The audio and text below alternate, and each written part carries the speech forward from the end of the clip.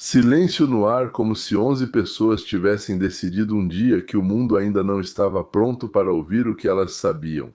E levaram isso para um lugar inalcançável por investigadores, jornalistas ou até o presidente dos Estados Unidos. Do que estou falando? Sobre os 11 cientistas desaparecidos de laboratórios ultrasecretos. Eles simplesmente desapareceram no ar. Existem várias versões, vou contar para vocês. Isso é inexplicável. Aliás, o presidente dos Estados Unidos começou a investigar isso. Essa estranha sequência de desaparecimentos. Hoje também vamos falar sobre um fenômeno que chamamos de sonho de Vladimir Lenin. O sonho de Lenin se realizou. A cozinheira agora governa o Estado, o nosso americano. E a cozinheira se chama Alexandra Ocasio-Cortez, ou como dizem em inglês, AOC. Não podemos deixar de citar o cancelamento das negociações entre Estados Unidos e Irã. Essa provavelmente é a notícia mais impactante do dia. Ontem, Trump barrou os representantes dos Estados Unidos e decidiu que ninguém mais iria para Islamabad. O presidente Trump acabou de informar a nossa Aisha Hasni que cancelou a viagem de seu enviado ao Paquistão para negociações com o Irã. A Aisha Hasni traz uma citação direta do presidente. Eu disse ao meu pessoal que se preparava para a viagem. Não, vocês não vão voar 18 horas até lá. Temos todas as cartas na mão. Eles podem nos ligar quando quiserem, mas vocês não farão mais voos de 18 horas só para ficar sentados sem assunto. Isso mudou após a viagem no início da semana, quando pensamos no vice-presidente Vance. Os planos de Vance para as negociações fracassaram. Notícia de última hora de Aisha Hasni. Alex Hogan está ao vivo da Casa Branca com exclusividade. Oi, Aisha. Então, mudanças sérias nas negociações que esperávamos ver hoje. E isso, mais uma vez, mostra o quanto essas negociações são frágeis, apesar dos grandes esforços internacionais para reunir todos à mesa de negociações no último momento, como aconteceu hoje de manhã. Tudo pode simplesmente desmoronar. Então, o que esperávamos? Esperávamos que Steve Witkoff e Jared Kushner, enviados americanos, liderassem essa delegação hoje no Paquistão. O presidente Trump comunicou a Aisha Hasni da Fox News o cancelamento da viagem após o chefe do Ministério das Relações Exteriores do Irã ter deixado o Paquistão. Trump afirmou novamente: não faz sentido um voo de 18 horas, o Irã pode ligar a qualquer momento. A delegação iraniana chegou ao Paquistão ontem para negociações. Após se reunir com o chefe das Forças Armadas paquistanesas, a ministra das Relações Exteriores do Irã afirmou que discutiram diferentes perspectivas e questões sobre o fim da guerra. E ainda assim, neste momento, surgem muitas perguntas em relação a essas notícias de última hora. A ministra das Relações Exteriores deixou o Paquistão, colocando em risco as possíveis negociações que esperávamos para hoje. Ontem, o Ministério das Finanças impôs um novo pacote de sanções direcionado a 40 empresas de navegação e navios que operam como parte da frota fantasma do Irã. A ministra da Defesa, Pete Hegseth, diz que o bloqueio durará o tempo necessário. Então as negociações terminaram. O bloqueio do Estreito de Hormuz pelo Irã permanece. O bloqueio dos portos iranianos e a caça aos petroleiros iranianos continuam. E o que vem pela frente? Bombardeios em massa no Irã? Bombardear tudo o que tem alguma relação com o Estreito? O problema é que a Guarda Revolucionária é uma organização autônoma, com reservas de dinheiro e pessoal, que simplesmente não pode ser derrotada assim. Eles simplesmente não podem se render, porque têm medo da retaliação do próprio povo. Por isso, medidas como bombardear pontes, usinas elétricas e outros alvos civis e até militares não têm importância para eles. Para eles, nem mesmo a redução ou a interrupção da venda de petróleo e a paralisação do fluxo de dinheiro para o tesouro iraniano tem importância. Eles lutam pela sua pátria, pela sua vida. E enquanto eles puderem ficar em seus subterrâneos onde tem luz, comida, armamento, e enquanto acharem que existe ao menos uma chance de aguentar mais do que os Estados Unidos, eles vão permanecer nessas cidades subterrâneas. Por isso, só o próprio exército iraniano pode levar ao fim desse confronto. Sim, mais uma observação importante. Eu leio e ouço com frequência que dizem Trump tem medo de fazer algo assim, que ele é indeciso, que ou sabe que perdeu, ou não sabe como vencer, e por isso ele está sempre adiando o prazo das negociações. Senhores, eu já contei que por volta dos dias 27 ou 28 de abril, ou seja, em apenas alguns dias, não vai mais haver espaço nos depósitos do Irã para armazenar petróleo. Eles estão enchendo porque o petróleo continua jorrando, não dá para parar. Ou seja, quando você tenta parar, é preciso fazer um trabalho muito sério. Então, em breve, eles vão encher tudo. Isso significa que ou o petróleo vai vazar em grandes quantidades para o solo, o que é improvável, ou eles vão queimá-lo. Havia esses rumores, mas até agora ninguém fez isso. Ou vai haver um incêndio em todo o Oriente Médio, ou será preciso fechar a válvula. Fechar a válvula significa enormes perdas para o Irã, porque se parar, sim. Interromper o processo, como injetar gás no petróleo para fazê-lo subir à superfície. Sim, lá nos poços começam a ocorrer vazamentos de petróleo e certos danos na infraestrutura que são difíceis, caros e demorados de consertar. Qual é o mais importante? Isso pode levar à paralisação da extração de petróleo no Irã por 1 ano. Eles bombardearam uma parte da usina de extração de gás, digamos assim, lá no Catar, e agora estima-se que a recuperação vai levar de 3 a 5 anos. Parar a extração de petróleo na maior parte do Irã por 1 ano é uma perda enorme, que talvez os iranianos nunca consigam recuperar. O que significa nunca? Isso indica que o mundo buscará petróleo em outros países. Então, todas essas tréguas temporárias e adiamentos de prazos foram feitos pelos americanos para levar o Irã a uma situação em que eles perdem completamente sua fonte de renda e enfrentam um longo período de recuperação. Isso ainda assim não vai fazer com que certos elementos, digamos assim, saiam desses subterrâneos, dessas cidades subterrâneas, sei lá. Como chamá-los com mais precisão, né? Uma bomba, sabe, 300, 400, até 500 metros lá embaixo das rochas é pesado. Imagina quanto dinheiro e esforço eles gastaram para se esconder? Então a gente não quer levar o Irã a uma situação em que tenhamos que sustentá-lo, ou seja, fazer o mesmo que já fizemos no Afeganistão, no Iraque e em muitos outros lugares. Trump está conduzindo um tipo de guerra completamente diferente, ele tem seus objetivos e de jeito nenhum ele quer, e nós também não gostaríamos, deixar o Irã sem meios de subsistência. Então vamos começar a descrição detalhada de hoje do que aconteceu nas últimas 24 horas com os desaparecimentos inexplicáveis. Antes disso, quero dizer mais uma coisa, algo relacionado aos meus projetos. Talvez muitos de vocês saibam que no YouTube eu tenho outro canal chamado Roteiro para a Liberdade. Ele está disponível em 2 idiomas, russo e inglês. Ou seja, Roadmap to Freedom e Roteiro para a Liberdade. Junto com um grupo de pessoas que pensam como eu, publico vídeos que se baseiam em uma ciência totalmente nova, que nos Estados Unidos foi chamada de Volitional Science.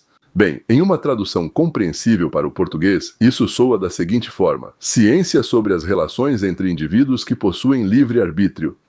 O projeto número 1 neste canal está praticamente concluído, e em mais um mês haverá 200 vídeos de 10 minutos cada no canal, que, na minha opinião, mostram de forma muito interessante e inesperada um possível caminho de desenvolvimento e saída do impasse em que todos nós nos encontramos hoje. Quando as massas de repente escolhem comunistas ou quase comunistas ou fascistas para liderar nossas cidades, estados e o país, para esse canal já está em 187, acho. Vai dar 200. Então, assim que eu terminar isso aqui, vou começar a postar novos vídeos 2 vezes por semana que vão falar sobre os acontecimentos mais recentes e importantes da nossa vida. Bem, dos Estados Unidos e do mundo, e mostrar quais são as causas desses acontecimentos e como essas causas poderiam ser eliminadas. Acho que isso vai ser incrivelmente interessante, mas preciso verificar uma coisa, e para isso preciso de vocês, senhoras e senhores. Eu sei que muitos daqueles que assistem e ouvem meus programas moram na região de Los Angeles, e eu quero organizar isso com um pequeno grupo de pessoas presentes, digamos 3 ou 4 casais à mesa.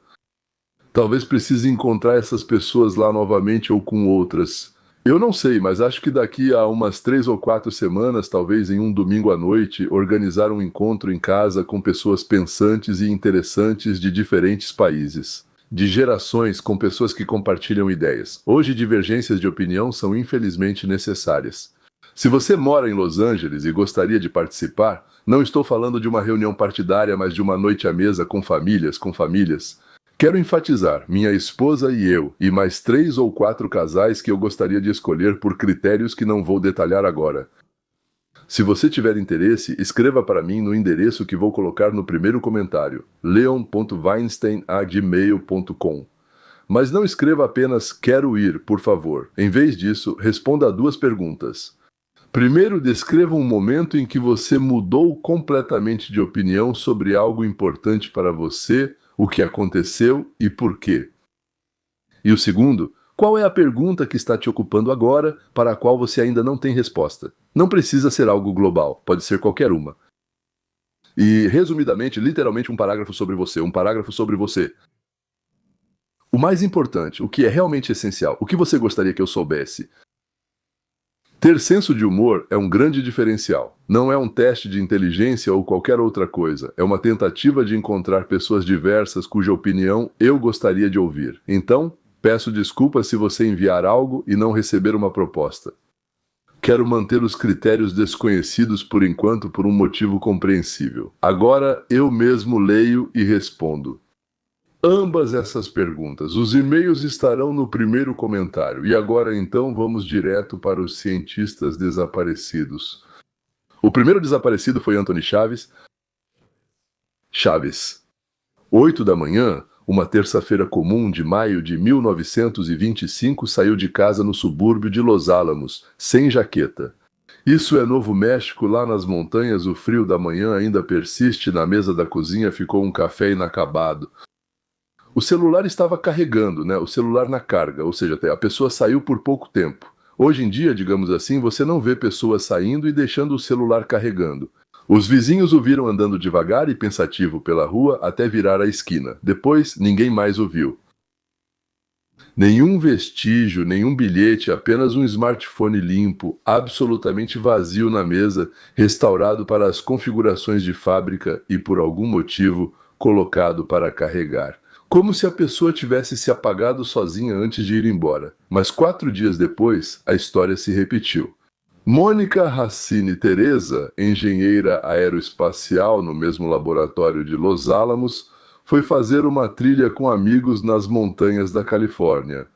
O grupo fez uma pausa perto de um riacho. Reza se afastou por literalmente 1 minuto e desapareceu no ar. O celular dela foi encontrado na trilha, também estava zerado.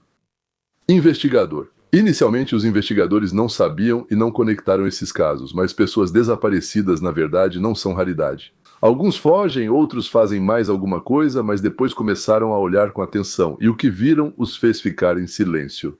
Entre 1922 e 1926, sob circunstâncias não esclarecidas, 11 cientistas americanos morreram ou desapareceram sem deixar vestígios. Não eram apenas cientistas, eram especialistas com acesso ao mais alto nível do governo.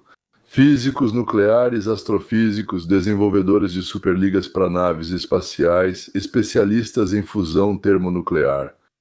E isso é fundamental. Pelo menos alguns deles trabalhavam diretamente com materiais relacionados a equipamentos não identificados e tinham autorização governamental. Agora metade de vocês deve ter dito: "Ah! Senhores, eu só estou contando para vocês, como se diz, os fatos." Michael Davis Higgs trabalhou no laboratório de propulsão a jato da NASA por 24 anos. O programa foi oficialmente classificado como secreto. Ele morreu em 2023 e até hoje não existe nenhum documento público sobre a causa da sua morte. Sem laudo de autópsia nem declaração oficial, só havia uma pessoa e agora não existe mais. William Neal Maxland, major-general, aliás, da Reserva da Força Aérea, ex-comandante do Laboratório de Pesquisas da Força Aérea dos Estados Unidos, desapareceu em 27 de fevereiro de 2026, saiu de casa em Albuquerque, deixou os óculos na mesinha de cabeceira, as chaves na mesa e o telefone estava ao lado. Ele deixou o telefone, deixou as chaves, deixou os óculos, deixou o telefone. De acordo com fontes da comunidade de inteligência, Maxland fazia parte de um grupo restrito de pessoas que tinham acesso aos chamados materiais. Materiais de engenharia reversa, supostamente fragmentos de aparelhos extraterrestres. Seus colegas, em conversas particulares, o chamavam de homem que sabia demais. Frank Myvold trabalhou até seus últimos dias no programa de busca por bioassinaturas, ou seja, sinais de vida em outros planetas. Nuno Lorreiu, diretor do Centro de Plasma e Fusão Termonuclear do MIT, foi morto a tiros na entrada de sua casa em dezembro de 2025. Carl Grillmeier, astrofísico do Instituto de Tecnologia da Califórnia, que criava e estudava telescópios espaciais, foi encontrado na varanda de sua casa em fevereiro de 2026. Amy Scritch, pesquisadora de antigravidade e fundadora do chamado Instituto de Ciências Exóticas, não esotéricas, exóticas. Antes de sua morte, ela falava abertamente sobre ameaças. Ela afirmava que, após um avanço crucial em sua pesquisa, passou a ser perseguida. Em 2022, ela foi encontrada morta. A versão oficial é suicídio. Quando os jornalistas da Fox News começaram a comparar os casos, surgiu um detalhe que deixou os pesquisadores de cabelo em pé. Os dispositivos de todos os desaparecidos, smartphones, tablets e notebooks, e os aparelhos dos cientistas mortos foram completamente zerados. Resetados para as configurações de fábrica, tudo o que foi feito enquanto o cientista possuía esse telefone, tudo sumiu. E na maioria dos casos, isso foi feito pouco antes do desaparecimento ou morte. No caso de Chaves, algumas horas antes. No caso de Max Land, presumivelmente no mesmo dia. E o telefone de Reze foi encontrado na trilha limpo, como se tivesse acabado de ser tirado da caixa. Senhores, agora isso deixou de ser uma coincidência. Isso virou uma assinatura. Primeira versão. Bem, a primeira que vem à cabeça. Uma pista estrangeira, certo? A mais óbvia, a mais conveniente para Washington. A inteligência russa ou chinesa está sistematicamente eliminando portadores de segredos críticos. Fazer um apagamento é, digamos, um procedimento padrão para operativos profissionais que querem evitar vazamento de informações após uma operação. O congressista James Comer escreveu diretamente em seus pedidos oficiais ao FBI e ao Pentágono. Esses casos podem representar uma ameaça direta à segurança nacional. É uma versão plausível, mas não explica uma coisa: por que os dispositivos foram zerados claramente pelos próprios donos. Ou seja, tudo indica que eles foram zerados no momento em que as vítimas ainda estavam vivas. Segunda versão. Limpeza interna. O jornalista Michael Schellenberger, que investiga essa lista há vários meses, insinua com cautela uma possível ligação com corporações aeroespaciais privadas, maus capitalistas, imperialistas. A lógica é simples. Nos Estados Unidos existe um sistema paralelo de programas secretos, financiado e controlado por grandes contratadas do Pentágono, caso algum cientista decida falar ou simplesmente saiba demais. Tandã. Afinal, a máquina corporativa sabe ser implacável. Bem, isso é aquele típico surto jornalístico meio de esquerda, sei lá. Capitalismo, né? Amy Scritch falou exatamente sobre isso pouco antes de morrer, que seus avanços na pesquisa de antigravidade assustaram muito alguém. Ela nunca falou sobre corporações, só dizia: alguém ficou muito assustado. Versão 3. Aqui comentam em sussurros. Ela conecta tudo: a oficialização das vítimas, o acesso delas a materiais confidenciais sobre OVNIs, especialmente a característica de zerar os dispositivos. E se o contato com tecnologias extraterrestres ou com aqueles que estão por trás delas deixa uma marca? E se os cientistas que chegaram perto de desvendar a natureza dos objetos não identificados, em algum momento receberam um sinal, não metafórico, mas literal, e decidiram sair por conta própria, sem coerção, apagando tudo o que pudesse levar à solução. Zerar o telefone, nesses casos, não é esconder provas, é uma despedida. O FBI abriu oficialmente uma investigação em grande escala. Trump realizou uma reunião e prometeu resolver a situação. O Congresso cobra respostas da NASA, Departamento de Energia e Pentágono. Alguns desaparecidos seguem sem ser encontrados. Alguns corpos nunca foram periciados publicamente. As causas das mortes, para alguns, seguem sob sigilo. Ou seja, silêncio total, como se 11 pessoas tivessem decidido de repente que o mundo ainda não está pronto. Não está pronto para ouvir o que eles sabem. Agora vamos conversar sobre outro assunto. Vamos chamá-la de choque. 26 de junho de 2018, noite das primárias em Nova York. O mundo político está de olho em centenas de disputas por toda a América. Quase ninguém está prestando atenção ao Distrito do Congresso no Bronx e Queens, um lugar tão seguro para os democratas que por 10 mandatos consecutivos é ocupado por um dos homens mais influentes na Câmara dos Representantes. Seu nome era Joe Crowley, o quarto democrata mais influente no Congresso. 3 milhões de dólares no fundo de campanha, invulnerável por todos os critérios. Sua adversária era uma mulher de 28 anos sem experiência política, sem conexões, quase sem dinheiro. Alguns meses atrás, ela trabalhava como bartender em Manhattan, ajudando a mãe a pagar as contas. O nome dela é Alexandria Ocasio-Cortez.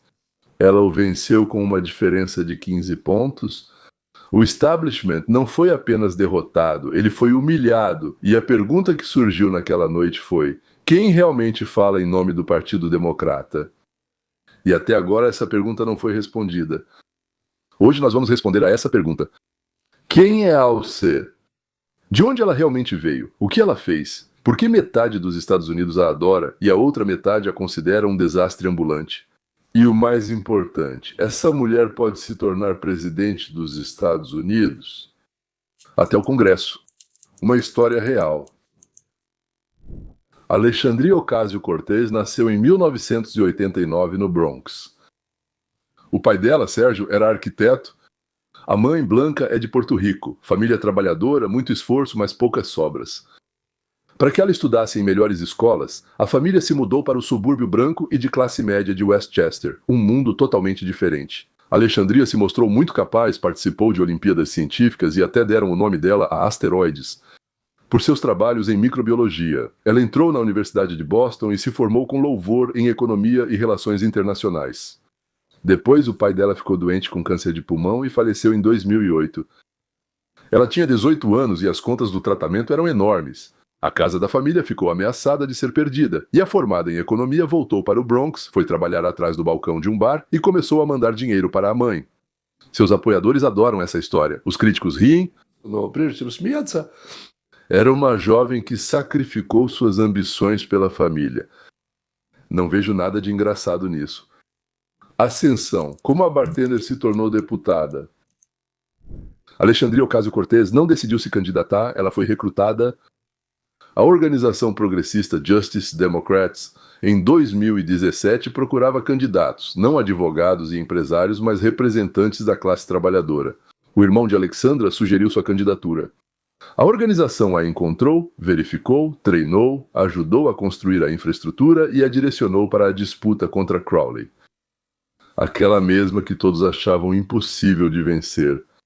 A campanha de Alexandria Ocasio-Cortez era quase miserável. Ela ia de porta em porta nos bairros que os políticos ignoravam há anos, falando sobre o que realmente importava para as pessoas. Bem, moradia digna, saúde, imigração. Ela não era polida, não era, como dizem, ensaiada, decorada e pronta. Ela era autêntica, e na política a autenticidade é bastante rara, e isso se tornou uma revolução. Na noite da votação, o choque foi total. 57% contra 43%, gastando menos de $300 mil, ela derrotou um dos democratas mais influentes dos Estados Unidos. Aos 29 anos, ela se tornou a mulher mais jovem já eleita para o Congresso. Mulher. Homens já foram eleitos mais jovens para o Congresso. Guerras, o esquadrão e o preço do confronto. Quando AOC chegou a Washington em 2019, ela já era a congressista recém-eleita mais famosa da história moderna. E imediatamente começou a fazer inimigos. Bem, naturalmente, principalmente dentro do seu próprio partido. Ela se uniu a 3 congressistas, Rashida Tlaib, Ilhan Omar e Ayanna Pressley. A mídia as apelidou de O Esquadrão, jovens não brancas, e imediatamente se posicionaram como a consciência do Partido Democrata. Bem, na prática, isso significava guerra com a liderança. O conflito central era com Nancy Pelosi. Uma guerra aberta. A AOC insinuou publicamente que Pelosi estava atacando intencionalmente mulheres não brancas. O conflito ficou tão tóxico que Pelosi começou a ligar para os membros da Câmara, reclamando pessoalmente do comportamento da AOC. Em 2025, a AOC se candidatou ao cargo de principal democrata no Comitê de Supervisão. Uma posição com poder real, agenda e investigações. Pelosi ligou discretamente para os membros nos bastidores. A AOC perdeu. O sinal foi claro. Popularidade não se converte em autoridade real. Novo Acordo Verde. Firme.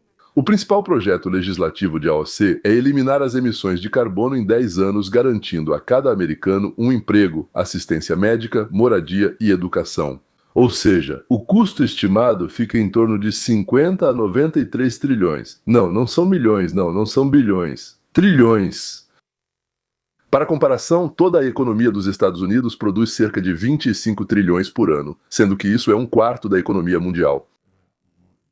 Ou seja, pela lógica dela, o projeto foi avaliado em um valor equivalente à produção anual total do mundo inteiro. Quando seus apoiadores comentavam, diziam que os números estavam um pouco inflados, um pouco exagerados. Quando perguntavam para a própria AOC, ela respondia: o custo da inação é maior. A discussão ficava girando em círculos. O novo Acordo Verde nunca chegou a ser votado no Senado, no verão.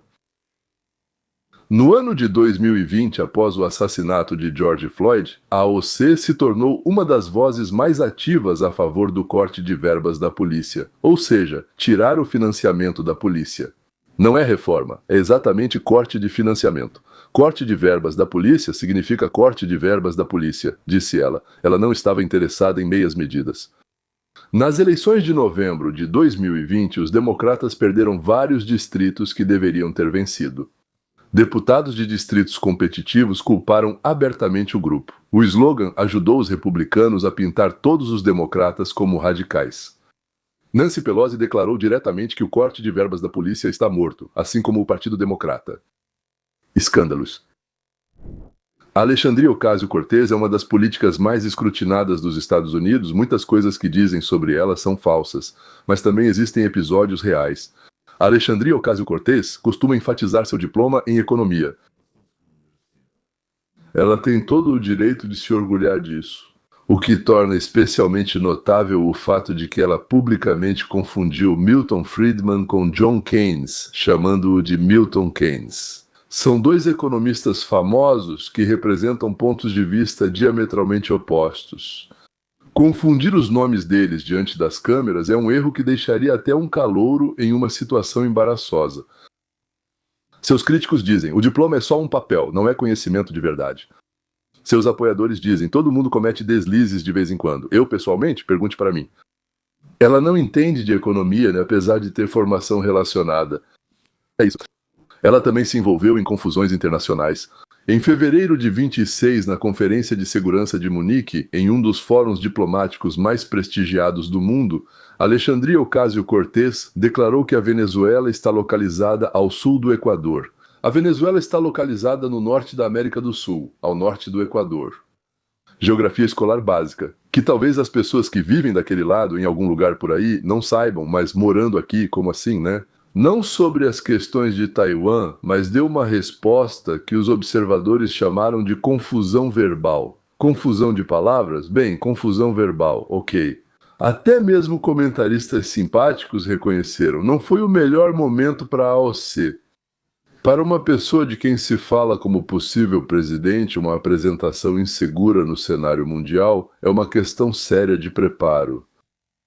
Em 2021, a AOC foi ao Met Gala, um evento social fechado com ingresso custando $35 mil, vestindo um vestido branco de grife, provavelmente também por $35 mil, no qual estava escrito: taxe os ricos, tax the rich. Em letras nas costas como o mar vermelho. O ingresso custava $35 mil e o vestido não menos que isso. A reação foi imediata de todos os lados. Os conservadores apontaram o absurdo óbvio. Muitos progressistas se sentiram desconfortáveis vendo nisso um teatro político, o uso da linguagem da justiça econômica como mero acessório de moda, em um evento com o qual a maioria dos americanos nem poderia sonhar. A AOC falou sobre a importância de levar mensagens políticas para o espaço do poder. Mas sem pagar $35 mil pelo ingresso, críticos disseram que isso ilustra a diferença entre sua retórica e a realidade. Por que os democratas ainda a amam? Depois de tudo isso, é natural perguntar por que ela continua sendo uma das políticas mais populares do partido? A resposta em 3 palavras: dinheiro, alcance e entusiasmo, só no primeiro trimestre. Em 2025, a AOC arrecadou 9,6 milhões de dólares. E não foi de grandes doadores. O valor médio da doação foi de 16 dólares e 81 centavos. Não são 16 mil, são 16 dólares, ou seja, milhões de pessoas comuns transferem para ela cerca de 17 dólares vez após vez. Na política americana, onde arrecadar fundos geralmente significa jantares com bilionários e ligações para lobistas, isso é uma anomalia. Ela é financeiramente independente daqueles instituições aos quais a maioria dos políticos não consegue dizer não. Paralelamente, o fenômeno das redes sociais. Milhões de seguidores. Transmissões ao vivo do escritório no Congresso, jantares no Instagram com explicações simultâneas sobre a legislação. Ela contorna o filtro da mídia, no qual os políticos comuns confiam e fala diretamente. Para uma geração que cresceu cercada por comunicados de imprensa cuidadosamente elaborados, isso parece uma revolução. E o mais importante, ela luta. Alto e claro, aparentemente numa época em que muitos eleitores democratas sentem que seu partido é tímido demais, tem medo demais de confronto. Se chama a hipocrisia pelo nome, não recua, diz o que pensa, e na maioria das vezes ela faz isso com os próprios democratas, não com o partido oposto. Com o partido oposto, como dizem, você pode gritar o que quiser, mas falar isso para os seus exige, como dizem, coragem, ter colhões. Mesmo quando erra, especialmente quando erra, porque pessoas de verdade cometem erros, mas políticos polidos nunca. E aí os erros dela acabam beneficiando-a. Há outro fator que não pode ser ignorado. Os americanos de origem latino-americana são o grupo demográfico que mais cresce entre os eleitores. Para milhões deles, ver uma pessoa parecida com eles, que cresceu no mesmo bairro, trabalhou no mesmo restaurante e agora está na tribuna do Congresso, significa algo profundo. Não se trata do novo Acordo Verde, trata-se de representatividade no nível mais básico. E agora vem a maior pergunta: será que a AOC vai concorrer à presidência em 2028? Nem ela mesma sabe ainda. Nas pesquisas atuais das primárias democratas, Kamala Harris lidera com 22%, Gavin Newsom, esse é o nosso governador, tem 21%. Pete Buttigieg, que é conhecido exclusivamente por ser homossexual, tem 12%. A AOC tem 10%, não lidera, mas está no páreo e cada vez mais em destaque. Ela tem uma encruzilhada pela frente. O Senado por Nova York, em 2028, uma disputa que ela provavelmente venceria, e um caminho para conquistar a influência que atualmente lhe falta. Ou a corrida presidencial, aos 37 anos, 38, já sim, com menos anos em cargos eletivos. A matemática eleitoral é muito cruel. A América nunca elegeu uma pessoa que se autodenomina socialista, seja democrático ou qualquer outro tipo. Os estados que decidem o resultado da presidência, como Pensilvânia, Michigan, Geórgia e Arizona, não são lugares onde a palavra socialismo vai colar. O oponente nas eleições gerais vai transformar a biografia dela num cartaz de campanha. Por outro lado, diziam para Trump que ele nunca venceria. Diziam para Obama que a América nunca elegeria um presidente negro, e a AOC tem algo que a maioria dos políticos não pode comprar: entusiasmo genuíno. As pessoas não apenas votam nela, elas se voluntariam, doam 17 dólares repetidamente. Elas aparecem. Na política americana, isso vale mais do que dinheiro. Às vezes. Alexandria Ocasio-Cortez é várias coisas ao mesmo tempo. Uma verdadeira história de sucesso americana, um fenômeno da mídia sem igual, uma máquina de arrecadação de fundos e uma lutadora. Ela também é uma política que confundiu os 2 economistas mais famosos da história, que foi a um evento de 35 mil dólares com um apelo para taxar os ricos, defende o corte de verbas para a polícia e ajudou seu partido a perder cadeiras no Congresso, além de ter feito um discurso inseguro na Alemanha. O Partido Democrata busca sua identidade após 2 derrotas para Trump. O partido está dividido entre aqueles que veem o caminho para frente pelo centro e aqueles que acham que o centro já foi tentado e fracassou. A AOC representa o segundo grupo. Ela acredita que o partido perdeu porque não foi ousado o suficiente, não foi suficientemente à esquerda, não se diferenciou bastante dos adversários. Talvez ela tenha razão, quem sabe? Talvez os Estados Unidos estejam prontos para uma socialista democrática do Bronx? Talvez o país já tenha mudado o suficiente, já vimos o que aconteceu em Nova York e em algumas outras cidades. Ou talvez não? O certo é que ela tem 36 anos. Ela tem uma década pela frente na política, e independentemente de ela se tornar presidente em 2028 ou em 2036, ela já mudou a política americana de uma forma que não pode ser desfeita. A bartender do Bronx entrou em uma sala cheia de homens influentes e mudou toda a dinâmica ali. Quer você goste ou não, como essa sala vai ficar, depende de você decidir. Bem, isso encerra a parte sobre a AOC. Ela se declara abertamente socialista. Sua lógica econômica é simples e direta. A riqueza nos Estados Unidos está concentrada de forma injusta. Os ricos acumularam essa riqueza em parte porque o sistema funcionou a favor deles. E o sistema precisa corrigir isso. Ferramentas, impostos, programas, regulamentação para tirar, pegar, confiscar. Propostas concretas, imposto sobre a riqueza acima de 10 milhões, 2% ao ano, acima de 1 bilhão, 3%. Medicare para todos, perdão das dívidas estudantis, garantia de emprego pelo governo, União Soviética, expansão da habitação estatal, União Soviética, novo Acordo Verde, 93 trilhões, cobrindo clima, saúde, moradia e emprego ao mesmo tempo. Ilusão. Os ricos não conquistaram sua riqueza no vácuo, eles usaram a infraestrutura do Estado, trabalhadores educados, proteção judicial da propriedade e leis de patentes. Portanto, a sociedade tem o direito de exigir retorno. Senhores, existe a matemática, entre outras coisas. 93 trilhões em 10 anos é quase 4 PIBs anuais dos Estados Unidos. Mesmo que confisquem toda a fortuna de todos os bilionários americanos até o último centavo, isso só seria suficiente para cerca de 1 ano desses programas. Vamos lá, a fonte seca, mas as obrigações permanecem para sempre. Programas governamentais. É extremamente difícil cancelá-los, pois criam grupos de eleitores dependentes que votam por sua manutenção. O segundo ponto são os incentivos. Quando a alíquota máxima de imposto chegou a 70%, as pessoas perderam a motivação para ganhar acima de certo nível, assumir riscos, criar empresas. É justamente o risco privado e a iniciativa privada que geram inovação. Nenhuma inovação foi estimulada pelo governo, nem a Apple, a Tesla ou o Google deles. Elas foram criadas por pessoas que arriscaram seu próprio dinheiro em busca da chance de um grande ganho. Se você tirar o ganho, tirar o risco, você tira a inovação. A terceira experiência histórica, toda grande experiência com a redistribuição estatal como princípio, como na URSS, Cuba, Venezuela, China maoísta, terminou da mesma forma: escassez, estagnação e, no final, ou colapso ou um retorno parcial ao mercado. Isso não é coincidência. O Estado é fundamentalmente pior do que o mercado na função de distribuição de recursos, porque não possui sinais de preços, não sofre as consequências dos erros e opera segundo uma lógica política e não econômica. Além disso, os negócios e o capital são móveis. Com um imposto de 70%, as empresas transferem suas sedes, pessoas ricas mudam sua residência fiscal, o capital vai para onde não é penalizado tão severamente. França. A França introduziu um imposto sobre a riqueza e teve uma saída em massa de pessoas ricas, incluindo Gérard Depardieu, centenas de empresários.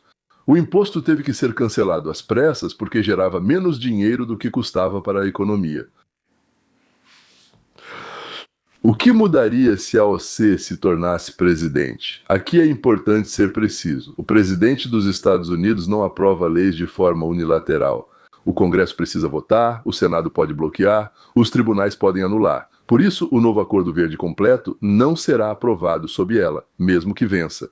Mas o presidente faz algo importante. Ele define a agenda regulatória, nomeia os chefes das agências, molda a política tributária por meio do poder executivo, determina as prioridades da regulação antitrust, influencia o Federal Reserve através da retórica e das nomeações.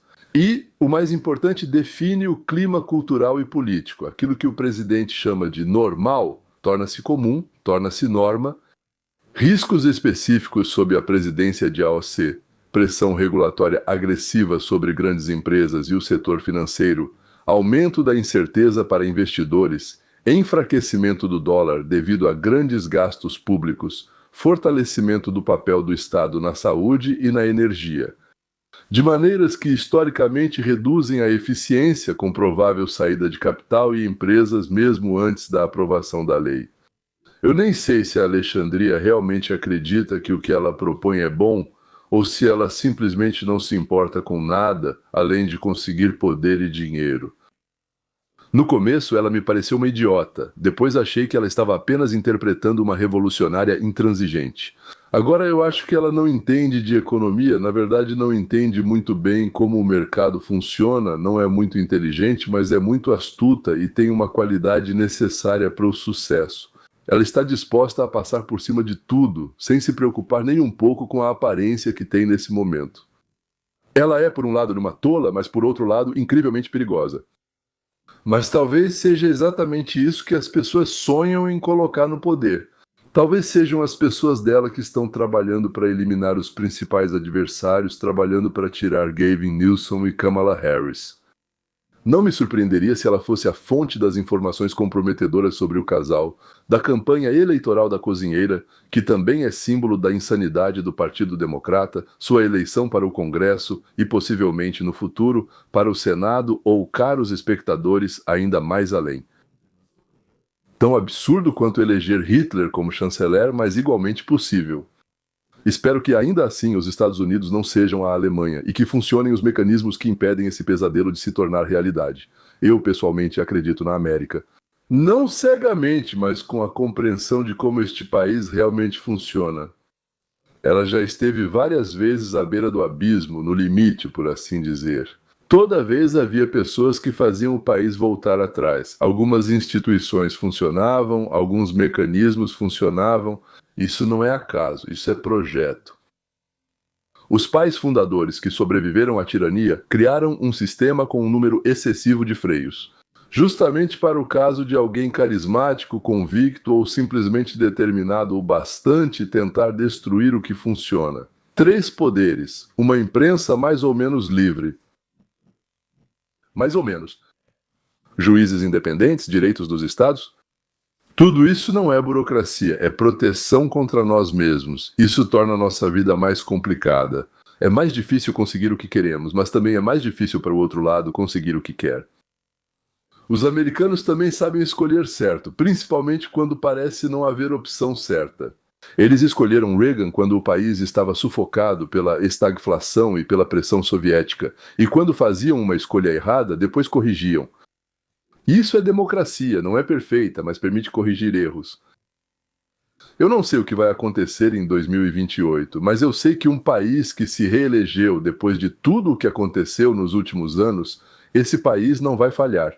É colocar uma cozinheira no salão oval. E não importa se ela é realmente uma cozinheira, uma garçonete ou não. Simplesmente não se pode permitir que essa cozinheira, com a sua mentalidade de cozinheira, entre no salão oval. Não é porque ela é mulher, não é porque ela é do Bronx, mas porque a maioria dos americanos, quando chega a hora da verdade, entende a diferença entre um belo slogan e uma economia que funciona. E votam de acordo. É isso. Até a próxima. Até logo.